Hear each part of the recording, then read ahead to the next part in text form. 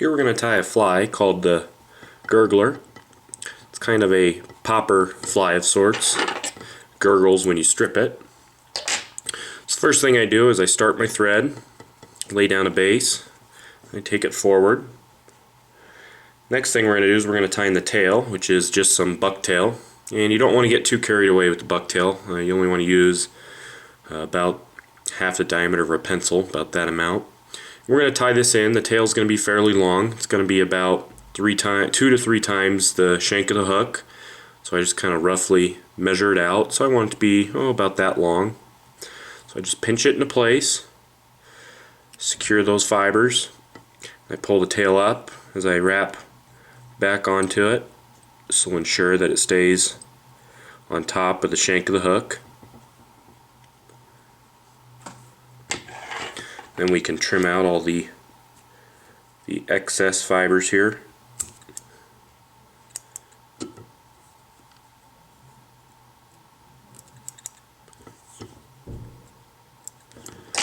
And kind of just clean them up really fast. Now the next thing to do is to tie in a little bit of flash. I'm going to use 3 or 4 strands of some pearl crystal flash. I just put that alongside of the hook here, secure it, and then I could take the half. I tied it right in the middle of the clump. I could take the other half, pull it along the side, and this will give me clumps on each side of the fly.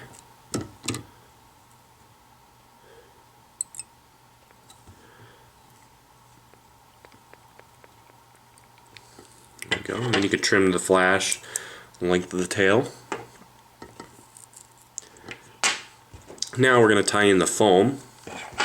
This will be the back and the front of the Gurgler. I cut a strip of foam that's about the width of the gap of the hook, maybe a little bit less. I'm going to tie this in right on top of the shank of the hook here. Some nice big loose wraps. I'm going to go all the way back to the tail. I'm just going to pull it forward to make sure it's where I want it, and then make sure this foam is nice and secure.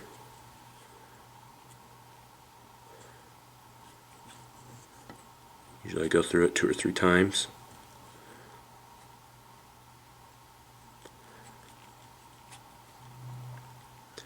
Once I have the foam secure, we are ready for the body material, which is going to be first a piece of Grizzly Hackle, and I just kind of roughly measure it out on the shank of the hook. I'm going to tie this in by the tip. That way, as I wrap forward, the fibers will get larger.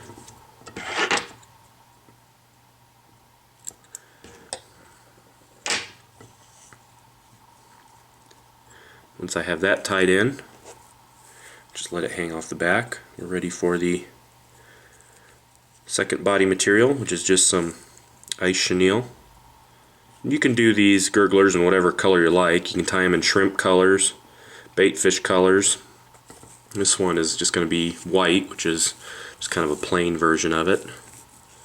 I'm going to wrap this crystal chenille or ice chenille forward. Not too bulky, fairly sparse. You don't want to get too carried away with it. And I capture it at the eye. Trim out the excess chenille.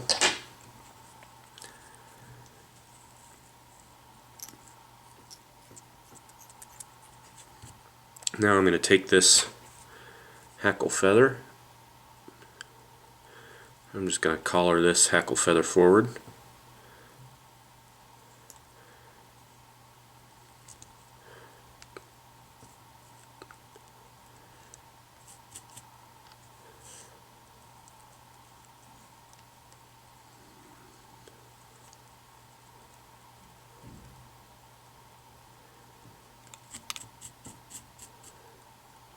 Then I can capture it once I reach the eye. Trim out the excess.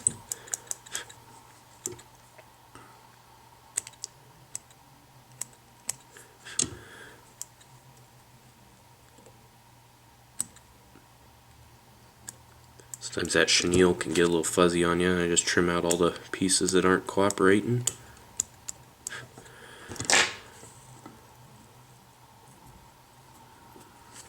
Now we're going to take the top of that foam, pull it forward, do a loose wrap over the foam, and pull down on it.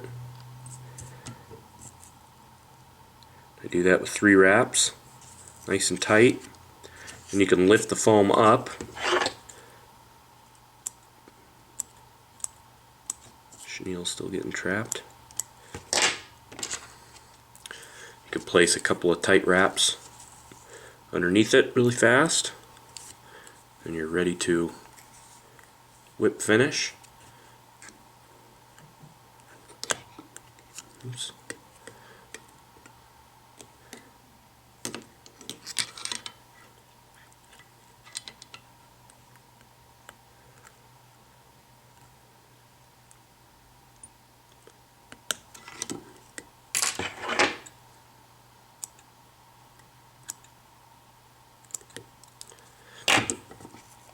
Now you can trim the gurgler lip.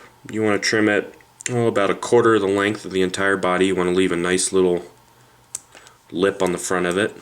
You can slightly round the edges if you like, just a hair.